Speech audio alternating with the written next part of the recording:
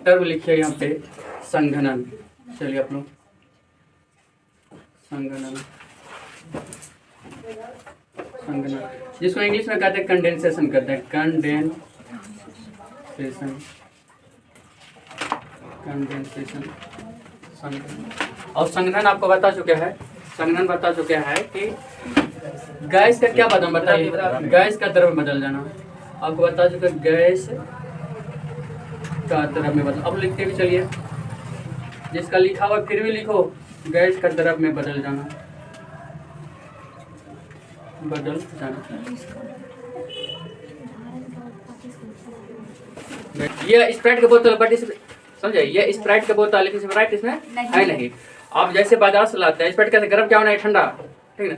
आप देखिए कि इसके चारों तरफ बूंद बूंद पानी के रूप में जमा हो जाता है। ये तो बेंच पे रखिएगा ना, बेंच पे देखिएगा 5 ml 10 ml पानी बन जाता है नीचे, तो कहाँ से बन जाता है, क्या इससे निकल जाता है, बोतल से स्प्राइट निकल जाता है? ऐसा कुछ नहीं होता है, क्योंकि वायुमंडल में जो नमी है ना, वायुमंडल में जो नमी है वो गैस के रूप में है, और वही गैस क्या होता है, ये ठंडा के संपर्क में आता है ना, तो क्या हो जाता है, संघनित हो जाता है, और संघनित होके हाँ संघनित होके ये पानी के रूप में जमा हो जाता है। ये समझो, तो वायुमंडल में जो नमी है वही नमी क्या होता है, ये इसके ठंडे के संपर्क में आता है, तो क्या बन जाता है, द्रव रूप में चेंजिंग हो जाता है, पानी के रूप में चेंजिंग हो जाता है, और वही इसमें जमा हो जाता है। ऐसा नहीं कि इसके अंदर से निकल जाता है, इसके अंदर से कैसे निकलेगी।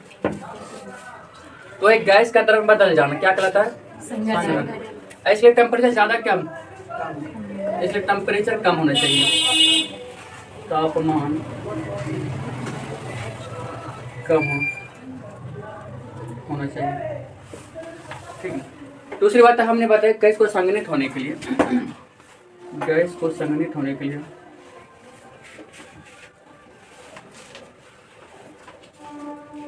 संघनित होने के लिए शर्त, गैस को संघनित होने के लिए 2 शर्त है, समझे। पहला शर्त तो ये कहता है यहाँ पे कि टेम्परेचर क्या होना चाहिए, तापमान निम्न होना चाहिए, तापमान क्या होना चाहिए, निम्न। और दूसरा कंडीशन ये है कि जो दाब होना चाहिए वो क्या होना चाहिए, दाब उच्च होना चाहिए,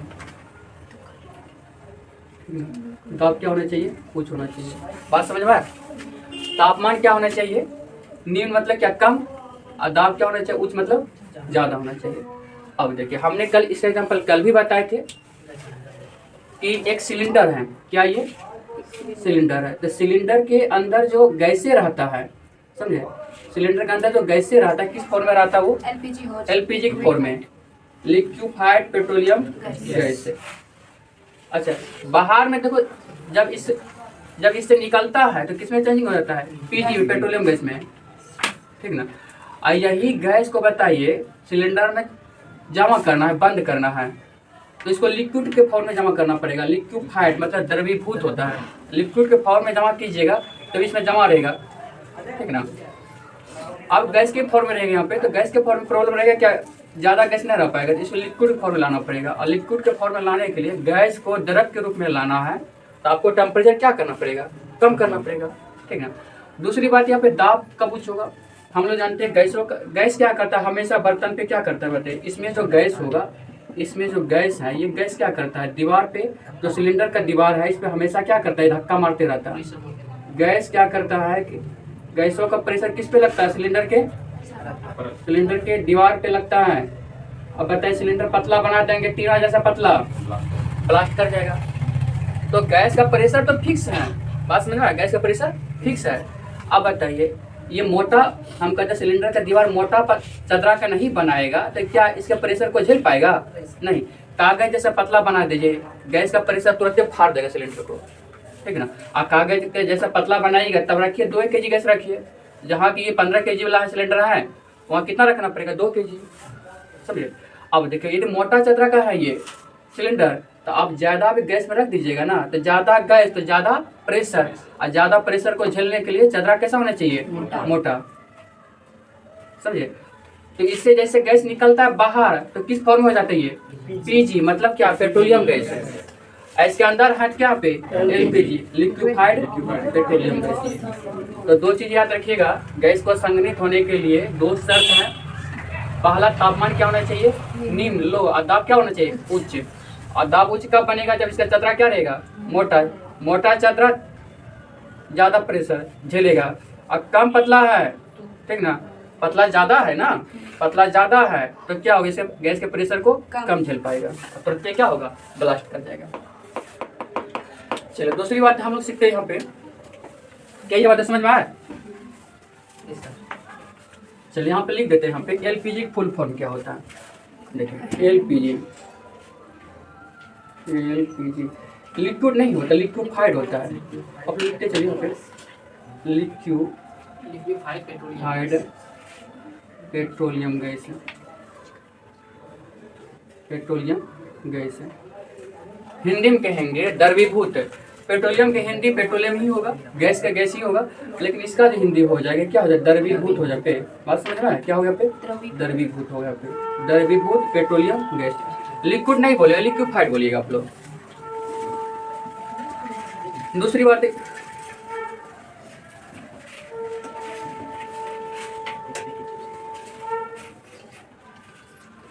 अब देखिए दूसरी बात है, जो हम लोग सांस लेते हैं, जो गोताखोर वगैरह, जैसे मान के गोताखोर सब जो पानी के अंदर जाता है क्या लेके जाता है बताइए?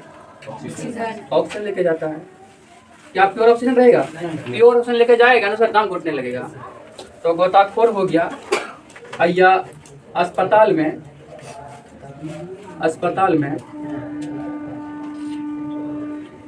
कृत्रिम सांस के रूप में, कृत्रिम सांस के रूप में, इधर कट तो नहीं रहा, साइड देखे तो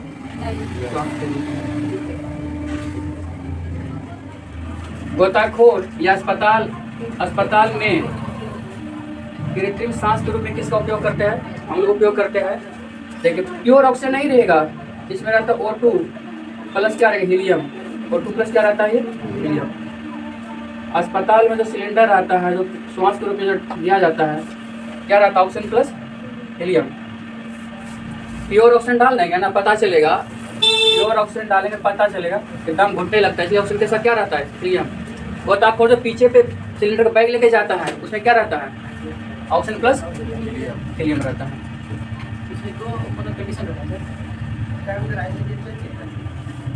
अब उसका कंडीशन जान के क्या फायदा है?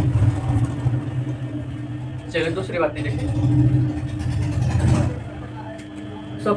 सबसे हल्की गैस की हम बात करते हैं।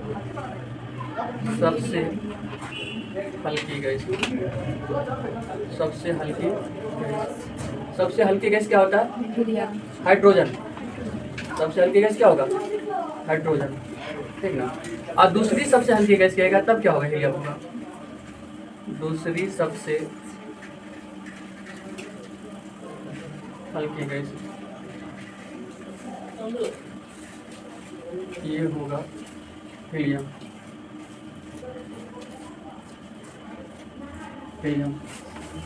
देखिए सबसे हल्की गैस क्या होगा? सबसे हल्की गैस बताइए हाइड्रोजन, और दूसरी सबसे हल्की गैस क्या है? हीलियम। यहाँ तक ठीक है ये। अब देखिए जैसे गुब्बारा हो गया, तो गुब्बारा समय जानते हैं हाइड्रोजन नहीं भरा रहता है, हीलियम भरा रहता है। और देखिए एक गुब्बारा में हाइड्रोजन भर दे, दूसरी गुब्बारा में हीलियम भर दे, तो सबसे ज़्यादा ऊपर कौन जाएगा? हाइड्रोजन जाएगा। लेकिन मेला उस समय जो गुब्बारा में जो भरा है हाइड्रोजन नहीं भरा है, क्या भरता है? हीलियम। अब सोच के देखिए, हाइड्रोजन जानते हैं कि इसका ऊष्मायन सबसे ज़्यादा होता है, और ये विस्फोटक पदार्थ है। आग एक तुरंत आग पकड़ लेगा। मान के कोई बच्चा लेके गया हाइड्रोजन गैस का भरा हुआ गुब्बारा लेके, कोई बच्चा लेके चला गया घर, ठीक ना, और वहाँ पे किचन में खाना बन रहा है और ये गुब्बारा फट जाए तो क्या होगा? आग पकड़ने की संभावना, क्योंकि विस्फोटक पदार्थ है। विस्फोटक मतलब पदार्थ, विस्फोटक गैस है, तुरंत आग पकड़ लेता है। कौन? हाइड्रोजन। तो इसलिए हाइड्रोजन को गुब्बारों में नहीं भरा था, बल्कि क्या? हीलियम को भरा था, क्योंकि हीलियम ये आग पकड़ने वाली गैस नहीं है, ये निष्क्रिय गैस है, ये अक्रिय गैस है। इसलिए गुब्बारों में याद रखें क्या भरा रहता है? हीलियम, ठीक ना। अच्छा वायुयान के टायर में क्या भरा रहता है? हीलियम भरा रहता है। तो लिख देते हैं यहाँ पे, आप लोग लिख लीजिए, गुब्बारा में या वायुयान के टायर, वायुयान की टायर क्या भरा जाता है? याद रखिए हीलियम भरा जाता है। हीलियम गैस, हीलियम गैस भरा जाता है, भरा जाता है। बात समझ में आया? क्यों भरा जाता है इसकी वजह समझ गया ना? क्योंकि हाइड्रोजन भरेगा तो क्या होती है, आग पकड़ लेकर फटेगा तो। और हीलियम गैस से भरा गुब्बारा ऊपर भागता है कि नीचे भागता है? ऊपर। ऊपर इसलिए भागता है कि हल्की गैस है ना, भारी रहता है तो नीचे भाग जाता। आप ऐसा करो ना, CO2 भर दो, आप क्या करो CO2 भर दो, ऊपर नहीं भाग के क्या भागेगा और नीचे भाग जाएगा ये। तो CO2 भारी गैस होता है, हाइड्रोजन हीलियम क्या होता है, हल्की गैस होता है। गुब्बारों में कौन सी गैस, हीलियम। आयोन में कौन सी गैस, बायोन के टायर में हीलियम। गैसों का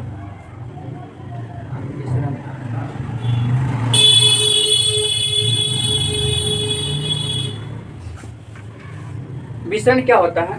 देखिए, दो गैसों का आपस में मिल जाना, ये तो पहले भी लिखा चुके हैं, ठीक ना। दो गैसों का आपस में मिल जाना क्या कहलाता है, विसरण कहलाता है। और विसरण का जो नियम दिया था, देखिए ये जो नियम दिया था किसने, ग्राहम ने दिया था। ये नियम किसने दिया था, ग्राहम ने। तो पूछेगा विसरण का नियम किसने दिया था, तो बता दीजिएगा, ग्राहम ने। अब देखिए इसका फायदा क्या है, इसका ये फायदा है, आज घर के किसी भी कोने में क्या कीजिए, सुगंधित अगरबत्ती जले, सुगंध वाला ना तो पते भी नहीं चलेगा। सुगंधित अगरबत्ती घर के किसी भी रूम में जलाइए, उसका सुगंध जो है कि घर के बाकी और सब रूम में चला जाएगा। तो ये किसके वजह से जाता है, ये विसरण की वजह से, समझे। मान के चलते आपके मोहल्ले में शादी ब्याह का समय भी चल रहा है, तो मोहल्ला में सब्जी बनेगा, सुगंधित एकदम स्वादिष्ट सब्जी बनेगा। और देखना गर्मा गर्म सब्जी का सुगंध जो है तुम्हारे घर तक पहुँच जाएगा, और तुम्हारे घर तक नहीं तुम्हारे नाक तक पहुँच जाएगा। तो सुगंधित जो स्वादिष्ट सब्जी का जो सुगंध है तुम्हारे नाक तक पहुंच जाता है, किसके वजह से, विसरण की वजह से, ठीक ना। कहीं भी रूम के किसी भी कोने में अगरबत्ती जल रहा है, सुगंधित अगरबत्ती, तो उसका सुगंध तुम्हारे नाक तक पहुंच जाता है, ठीक ना। किसी रूम के किसी भी कोने में बैठे हो, पहुंच जाता, किसकी वजह से, विसरण की वजह से। अच्छा, मान के चलता है कि कोई जा रही है, मतलब बिल्कुल स्प्रे मार के, क्या नाम स्प्रे का, अच्छा, तो देखना दूरे पर रह गया, उसका सुगंध क्या होगा, तुम्हारे नाक तक पहुंच जाएगा। तो किसके वजह से, ये विसरण की वजह से। अब मान के चलते हैं कि रोड के किनारे जो है ना, रोड के किनारे जानवर, कुत्ता मरा हुआ है, क्या मरा हुआ है, कुत्ता। और जैसे उसके बगल से गुजरो तो उसका दुर्गंध, कुत्ता में सुगंध होगा, दुर्गंध होगा, दुर्गंध, और उसका दुर्गंध तुम्हारे नाक तक पहुंच जाएगा। ये किसके वजह से, विसरण की वजह से। डिफ्यूजन, याद रखिए किसी पदार्थ का सुगंध या दुर्गंध आपके नाक तक पहुंचता है, कौन सी वजह से, विसरण की वजह से। अब विसरण का नियम किसने दिया था, ये ग्राहम ने दिया था। लिख लीजिए, सुगंध या दुर्गंध,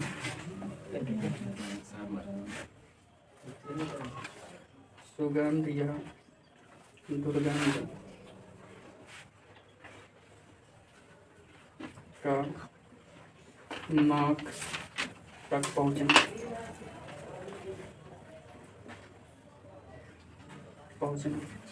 ये किसकी वजह से होता है, ये विसरण की वजह से। नीचे तो कट जाएगा ना। अच्छा, पर गलन कितना, 0 डिग्री सेल्सियस है। अब देखिए पानी का क्वथनांक कितना होता है, पानी का क्वथनांक, पानी का क्वथनांक 100 डिग्री सेल्सियस, 100 डिग्री सेल्सियस। चलो बैठ कर लेते हैं। और कोई है, चलो आराम से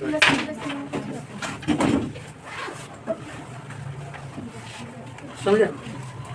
बर्फ का गलना कितना, 0 डिग्री सेल्सियस। पानी गलना कितना, गलना मतलब क्या होता है, गलना। बर्फ का गलता कितना पे, 0 डिग्री सेल्सियस। अब क्वथनांक मतलब क्या होता है, खौलना। क्वथनांक में क्या होता है, खौलना। तो पानी जितना पे खोलता है वो क्या कहलाता है, क्वथनांक कहलाता है।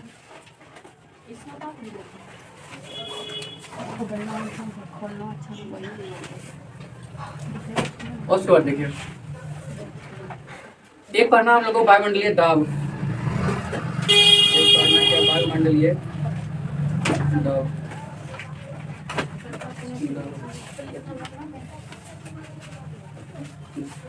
वायुमंडलीय दाब जो होता है वो ऊंचाई पे डिपेंड करता है। वायुमंडलीय दाब जो डिपेंड करता है, किस पे डिपेंड करता है, ये ऊंचाई पे। ऊंचाई ज्यादा होगा, ऊंचाई ज्यादा तो वायुमंडलीय दाब कम हो जाएगा। तो ऊंचाई पे डिपेंड कर उल्टा होता है ना, तो समानुपाती में नहीं लिखना बल्कि क्या लिखना पे, व्युत्क्रमानुपाती में लिखना है, क्या उल्टा, यहाँ पे ऊंचाई। इसका मतलब उल्टा का मतलब क्या होता है, उल्टा का मतलब ये होता है कि ऊंचाई बढ़ेगा ऊंचाई बढ़ेगा तो वायुमंडलीय दाब क्या होगा, वायुमंडलीय दाब घटेगा ना। और वही ऊंचाई घटेगा तो फिर क्या होगा, दाब बढ़ेगा, उल्टा होता है। तो अब याद रखिए पृथ्वी की सतह से जैसे जैसे हम लोग ऊंचाई पे जाते हैं तो वायुमंडलीय दाब क्या होता है, वायुमंडलीय दाब कम होते जाता है, ठीक ना। देखो ऊंचाई ज़्यादा, यहाँ पर लिख देते हैं, लिखते हुए चलिए। ऊंचाई ज़्यादा तो वायुमंडलीय दाब क्या होगा, कम होगा। इसको पढ़ना, वायुमंडलीय दाब, वायुमंडलीय दाब क्या पे कम होगा। और दूसरी बात याद रखना पे, ये क्वथनांक जो डिपेंड करता है पे, क्वथनांक डिपेंड करता है वायुमंडलीय दाब पे, समझा। ये किस पे डिपेंड करता है, ये वायुमंडलीय दाब पे, वायुमंडलीय दाब। आज ये सीधा सीधा है ना, सीधा सीधा इसका मतलब होता है कि वायुमंडलीय दाब, देखो वायुमंडलीय दाब बढ़ेगा, वायुमंडलीय दाब क्या होगा, बढ़ेगा, तो क्वथनांक भी क्या होगा, क्वथनांक भी बढ़ेगा। और वही वायुमंडलीय दाब घटा दे, समझा, वायुमंडलीय दाब को क्या कर दे पे घटा दे, तो क्वथनांक भी क्या हो जाएगा, क्वथनांक भी घट जाएगा। तो अब पैरों से बढ़ने को दिखाते हैं और डाउन एरो दिखाते हैं घटने को दिखाते हैं, ये चीज़ें होगी। अब इस चीज़ को समझो, यहाँ पे हमने क्या बताया, जैसे जैसे ऊंचाई पे जाते हैं तो वायुमंडलीय दाब क्या होता है, घटता है। जैसे मान के चलते हैं कि आप पहाड़, ठीक ना, माउंट एवरेस्ट पे चले गए, तो जैसे ना, तो जो पर्वतारोही है पर्वत पे चढ़ता है ना, बोलता है सिलेंडर लेके जाता है ऑक्सीजन का, ओनली उसमें ऑक्सीजन नहीं रहता। हमने क्या बताया, ऑक्सीजन के साथ क्या रहता है, हीलियम। जो ऑक्सीजन का सिर्फ यूज करेगा तो पता चलेगा, दम घुटने लगेगा। तो जब भी ऊंचाई पे जाता है तो एक सिलेंडर लेके चलता है पीठ पे, ठीक ना, ताकि ऊपर जाने में समस्या ना हो। वायुमंडलीय, देखिए वायुमंडलीय दाब घटेगा तो ऊपर में वायु का प्रेशर ज्यादा है कम, वायु का प्रेशर कम, दाब घट रहा है ना, तो वायुमंडल का दाब क्या है, कम। तो ऊपर में ज्यादा वायु है कि कम वायु है, कम वायु है। अब कम वायु है तो क्या श्वास लेने का कठिनाई नहीं होगा, जहाँ पे नॉर्मली श्वास लेते हैं, अब फिर तो क्या जोर जोर से मुंह से ऐसे श्वास लेना पड़ेगा ना, जैसे लगता है हपस रहा है, पूरा पूरा जोर जोर सोचो कि जितना ज्यादा ऑक्सीजन ले ले अंदर में, क्योंकि वायु वहाँ क्या है, कम है। तो वायु प्रॉपर नहीं मिल रहा है, आपको क्या जोर जोर से श्वास लेना पड़ेगा। अब बहुत ज्यादा ऊंचाई चले जाओगे पता चलेगा और ज्यादा वायु क्या है, कम है, अब वायु मिल ही नहीं रहा है, काफी परेशानी, ठीक ना। इसकी वजह से क्या हो सकता है, दम घुटने लगेगा और आपका मौत भी हो सकता है। बात समझ में। तो वायुमंडलीय दाब घटने का मतलब होता है ऊंचाई पे जाते हैं तो वायुमंडलीय दाब क्या होता है, ऊंचाई ज्यादा, माउंट एवरेस्ट की चोटी पे चले जाओ 8,888 मीटर ऊंचाई पे, मतलब लगभग कितना, 9 किलोमीटर ऊंचाई, 9 किलोमीटर ऊंचाई पे जाओगे तो वायु का दाब क्या, कम। वायु का दाब घटने का मतलब होता है वहाँ वायु क्या है, कम है। अब वायु कम है तो आपको श्वास लेने में क्या होगा, कठिनाई होगा, ठीक ना। इस वजह से क्या वहाँ पे आपका दम घुट सकता है। दूसरी बात यहाँ पे कहता है कि ऊंचाई पे जाने के बाद क्या होता है कि नसें फट जाती हैं, ठीक ना। ये तो गुब्बारा क्या होता है बताइए, गैसों से भरा गुब्बारा क्या होता है, फट जाता है। मान के चलते ये गुब्बारा है, ये क्या है, ये गुब्बारा है। अब सोच कर देखो ये गुब्बारा है, यहाँ पे इसमें क्या भरा बताइए, गैस। इसमें क्या भरा है, यहाँ पे गैस। अच्छा गैस हमेशा लगाता है दीवार किधर, गैस हमेशा प्रेशर लगाए दीवार की तरफ, क्या गुब्बारे का जो दीवार है उधर प्रेशर लगाएगा ना। आप सोचिए बाहर का भीतर का प्रेशर तो फिक्स है क्योंकि इसमें गैस भरा हुआ है। आज ऊंचाई पे जाकर बाहर का प्रेशर क्या होगा, बाहर का प्रेशर कम, और अंदर के क्या है, जो फिक्स है ये, ठीक ना। तो अंदर का प्रेशर ज्यादा, बाहर का क्या है, कम है। तो गुब्बारा क्या होगा, फैलना शुरू होगा, गुब्बारा क्या होगा, और प्रेशर कम हुआ ऊपर का और फैलना शुरू होगा। कितना फैलेगा, एक समय ऐसा गुब्बारा क्या होगा, गुब्बारा फट जाएगा, ब्लास्ट कर जाएगा। तो यही कहा जाता है कि बहुत ऊंचाई पे जाने में गुब्बारा फट जाता है, क्यों, क्योंकि गुब्बारे के बाहर का जो प्रेशर है, सीधा कहेंगे वायुमंडलीय जो प्रेशर वो क्या हो जाती है, कम हो जाती है। इस वजह से ये तो क्या होता है, कभी बोल लेता है कि पर्वतारोही के नाम से ब्लड आने लगता है, किसकी वजह से, सीधा बोल दीजिए ऊपर जाने क्या होता है, वायुमंडलीय दाब कम हो जाती है। या बोलता है कि आंतरिक यात्री के नसें फट जाती है, क्यों, अब आंतरिक यात्री बहुत ज्यादा ऊंचाई में जाता है तो ऊपर में वायुमंडल है ही नहीं, वायु दाब है ही नहीं, यहाँ पे नसें क्यों नहीं फट रहा बताइए, क्योंकि ब्लड के अंदर का जो प्रेशर है, ब्लड का भी कुछ प्रेशर है ना, जिसको हम लोग ब्लड प्रेशर कहते हैं, ब्लड का जो प्रेशर नस के अंदर और बाहर का जो वायुमंडल का प्रेशर दोनों बैलेंस में है, इसलिए कोई दिक्कत नहीं है। अब जैसे ऊपर जाएंगे तो ऊपर बाहर का प्रेशर क्या है, कम। इसका प्रेशर तो फिक्स है। अब इसके तुलना में बाहर का प्रेशर कम होगा तो क्या होगा, इसका नस से क्या फैलना शुरू होगा, और नस ये फैलना शुरू होगा और लास्ट में क्या होगा, ये फट जाएगा। तो हमेशा याद रखिए, पर्वतारोही की नाक से ब्लड का आना ऊंचाई पे जाने बाद किसके वजह से, वायुमंडलीय दाब घटने की वजह से। नसों का फट जाना अंतरिक्ष यात्री की किसकी वजह से, वायुमंडलीय दाब के घट जाने की वजह से ऐसा होता है। यह बहुत ऊंचा ज्यादा ऊंचाई पे जाने गुब्बारा फट जाता है, क्यों, तो बहुत ज्यादा ऊंचाई पे वायु का दाब क्या हो जाता है, कम हो जाता है। क्या बात ये समझ में आया। तो हमने क्या बताया, वायुमंडलीय दाब जो होता है किसके उल्टा होता है, ऊंचाई का। ऊंचाई ज्यादा वायुमंडलीय दाब कम, और ऊंचाई कम तो ये दाब ज्यादा। दूसरी बात याद रखिए, क्वथनांक क्या होता है वायु दाब का। इसको क्या पढ़िएगा बताइए, इसको पढ़िएगा वायु दाब। क्वथनांक वायु दाब क्या होता है, सीधा। वायु दाब ज्यादा तो क्वथनांक क्या पे ज्यादा, अब वायु दाब कम तो क्वथनांक कम। वायु दाब ज्यादा का मतलब ज्यादा हवा आ गया, और वायु दाब कम मतलब बिल्कुल कम हवा हो गया। चलो है लिए देखिए, अब आप लोग को पढ़ना इसमें ऐसा कई पर्वतों पे खाना बनाने में काफी समस्या होता है। बहुत ज्यादा ऊंचाई पे खाना बनाने में क्या होता है, समस्या। अब काहे होता है समस्या, इस चीज को सोचो। देखो, आप ऊंचाई पे ज्यादा जाओगे तो दाब क्या होगा, ज्यादा ऊंचाई पे जाओगे तो वायु दाब क्या होगा, कम होगा। अब वायु दाब कम होगा तो क्वथनांक क्या होगा, क्वथनांक कम होगा। अब क्वथनांक कम होने का मतलब होता है कि जहाँ पे खौलता है कितना डिग्री सेल्सियस पे, 100 पे, अब खौलने लगा कितना पे, ये खौलने लगा 80 डिग्री सेल्सियस पे। बात समझ में आया। नॉर्मली हम लोग जो खाना बनाते हैं एक खुले बर्तन में तो कितना खोलता पानी, 100 डिग्री सेल्सियस पे। अब बहुत ज्यादा ऊंचाई पे देखिए, ऊंचाई पे वायु दाब क्या कम, अब वायु दाब कम होगा तो क्वथनांक क्या होगा, कम। जहाँ पे 100 डिग्री सेल्सियस पे खोलना चाहिए तो खोलेगा कितना पे, 70 पे, 60 पे, 80 पे खोलेगा। और 80 पे खोल के सारा पानी क्या हो जाएगा, भाप बन जाएगा। सारा पानी खोल के भाप, ठीक ना। और चावल क्या रह जाएगा, चावल कच्चे रह जाएगा। बात समझ में आया। आपका इच्छा है कि 1 जनवरी जाना माउंट एवरेस्ट पे, लो चले जाओ माउंट एवरेस्ट पे, सिलेंडर कुकर सब लेके, और वहाँ पे खाना बनाना है तो माउंट एवरेस्ट ऊंचाई क्या काफी ज्यादा, सुनो, माउंट एवरेस्ट ऊंचाई काफी ज्यादा, तो वायुमंडलीय दाब क्या होगा, काफी कम होगा। और वायुमंडलीय दाब काफी कम होगा तो क्वथनांक क्या होगा, काफी कम हो जाएगा। पता चलता है यहाँ पे 40 डिग्री सेल्सियस पे पानी खोल गया, और 40 डिग्री सेल्सियस पे पानी खोल के क्या बन गया, भाप। अब चावल क्या रह गया, कच्चा। चावल तो बनेगा खाना 1 जनवरी को, लेकिन होगा क्या जानते हो, बहुत लेट से बनेगा। जहाँ पे आधा घंटा बनना चाहिए चावल, तो पता चले 4 घंटा लग रहा है। क्या ये बातें क्लियर हुआ, ये क्लियर हो गया। चलो दूसरी बात समझो। अच्छा, हम कहते हैं वायु दाब ज्यादा, वायु दाब यहाँ तक ना कटाइए। अच्छा, वायु दाब ज्यादा तो क्वथनांक ज्यादा, वायु दाब ज्यादा तो क्वथनांक क्या होगा, ज्यादा। अब क्वथनांक ज्यादा का मतलब होता है, जनरली हम लोग जानते हैं 100 डिग्री सेल्सियस पे खोलता है, और यहाँ खोले कितना पे, 120 पे। कितना खोले यहाँ पे, 120 पे खोले यहाँ पे। गहराई बलम नहीं होगा, ठीक ना।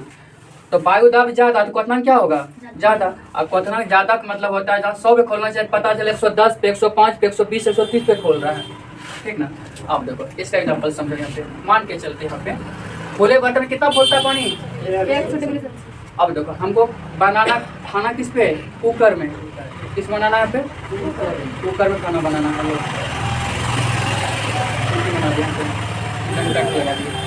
अब बना दिया हॉकिस का कुकर, ऑफिस का कुकर तो भी है सब कंपनी का है, लोग खत्म कर दो। अब सोचो इसके अंदर क्या चावल डाले हो ना, चावल में क्या डाल दिया, पानी। इसके अंदर डाल दिया पानी, और क्या यहाँ पे पानी प्लस है चावल। हाँ, आलू चोखा जोड़ दाल भी डालो, कोई दिक्कत नहीं। अब देखो चारों तरफ से ये क्या, ये चारों तरफ से ये पैक है, तो चारों तरफ से पैक है तो प्रेशर कम की ज्यादा, ज्यादा। चारों तरफ से पैक है, समझ जाए प्रेशर ज्यादा। अब प्रेशर ज्यादा होगा तो क्वथनांक क्या होगा, ज्यादा। तो एक बंद बर्तन के अंदर 100 पे नहीं खुलता है, 100 किस में खुलता है, खुला बर्तन में। इसमें खुलेगा 100 ज्यादा पे, 105, 110, 120, मान के चलते 120 डिग्री से खोलेगा। अब क्वथनांक जैसे बढ़ेगा ना तो चावल तुरंत पक जाएगा। क्वथनांक कम तो चावल जल्दी पकवे नहीं करेगा। अब क्वथनांक ज्यादा तो चावल क्या होगा, जल्दी पक जाएगा। इसलिए प्रेशर कुकर में देखते हो खाना तुरंत पक जाता है। अब खुला बर्तन बनाओ ना आपका आधा घंटा, हाँ मेहमान को बैठा के रखे हो, अतिथि को बोल रहे 10 मिनट रुकिए ना खाना बन जाए, पता तो 2 घंटा बीत गया नहीं बना। अब प्रेशर कुकर एकदम 10 मिनट खाना बन के तैयार, एकदम 10 को सीटी मारा दाल सीज गया। चलिए बात समझ में आया, फिर समझ लीजिए। देखिए वायुदाब क्या है पे, वायुदाब कम तो क्वथनांक कम। जहाँ पे 100 पे खोलना चाहिए किस पे खोलता है, 80 पे, ठीक ना। बहुत ज्यादा ऊंचाई तो बहुत ज्यादा वायुदाब कम, और ज्यादा कम पे खोलेगा।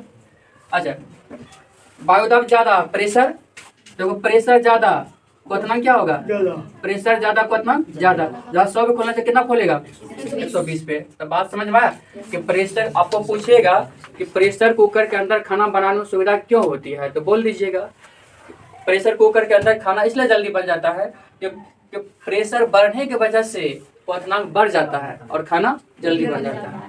ऊंचाई खाना बनाने में समस्या क्यों होता है कि प्रेशर घटने की वजह से क्वथनांक घट जाती है और खाना बनाने में क्या होता है, समस्या होती है। पानी खोल खोल के क्या बन जाएगा, भाप, और चावल क्या रह जाएगा, कच्चा रह जाएगा।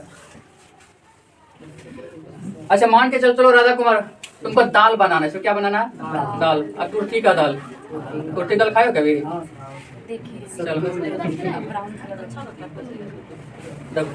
दाल में क्या करना है, दाल जल्दी सीध के खुले बर्तन में सिझाओ ना, 2 घंटा लगेगा न तो 1 घंटा लगेगा। ऐसे सिझाओ 10 मिनट के अंदर सीझ के क्या होगा, बिल्कुल घोल बन जाएगा, मतलब घाटी से घाटना भी नहीं पड़ेगा ना। ऐसा करना है, फिर दाल में हल्का नमक डाल देना। क्या डाल दोगे, फिर हल्का नमक डाल दोगे और हल्का से क्या डाल देना, तेल। अब पानी और की दाल तो डालना की हो, हल्का क्या डाल रहा है, तेल डालने से क्या होता है, झाग नहीं बनता है ना। कभी कभी देखते हो सीटी ऊपर उठा और पूरा गैस ना निकल के पानी निकल गया दाल वाला, तो उसमें तेल डालोगे ना, कौन सा तेल,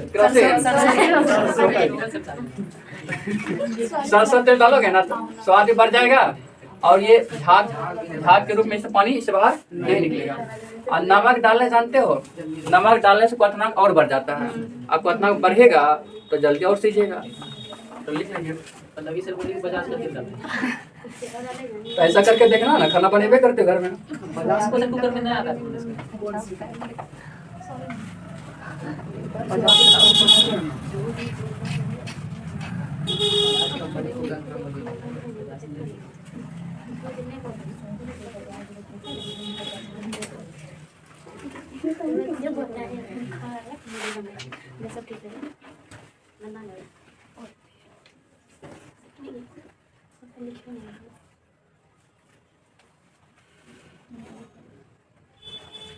याद रखिए नमक पानी को क्वथनांक को क्या करता है, बढ़ा देता है, लेकिन गलनांक को क्या कर देता है, घटा देता है। लेकिन यहाँ बर्फ के गलनांक को क्या कर देता है, अब पानी क्या गला, पानी तो गला हुआ ही है, तो बर्फ के गलनांक को क्या करेगा, ये घटा देता है। चलो इस चीज को समझो पहले। देखो यार नमक क्या करता है, ये अशुद्धि का काम करता है। किसका करता है ये, नमक करता है अशुद्धि का काम। वीडियो बनने हुआ है, नमक किसका काम करता है, ये अशुद्धि का। याद रखिएगा अशुद्धि क्या करता है, क्वथनांक को ये बढ़ा देता है। अब क्वथनांक बढ़ेगा तो खाना जल्दी की काम, जल्दी समय पक जाएगा। लेकिन लेकिन लेकिन याद रखना पे कि बर्फ के गलनांक को क्या कर देता है, हटा देता है। कौन, नमक।